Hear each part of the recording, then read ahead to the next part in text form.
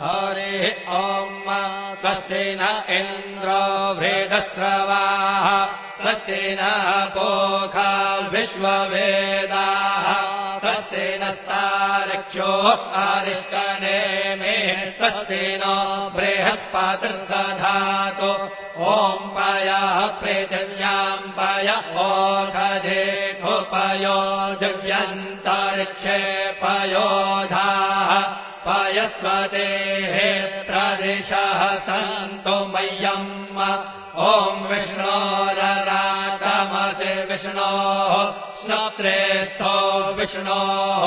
शूरसि विष्णोर्ध्रुवोऽसि वैष्णवमसि विष्णवे त्वा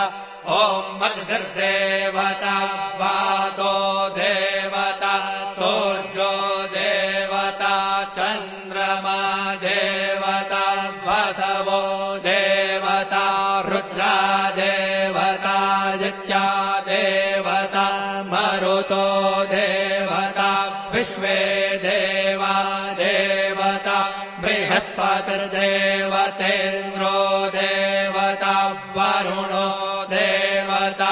ॐ चत्वारि शृङ्गात्रयो अस्य पादा द्वे शीरेखे सप्तहस्तासो अस्य त्रिधा बद्धो वृषभो रवीति महो देवो मर्त्यान् आविवेश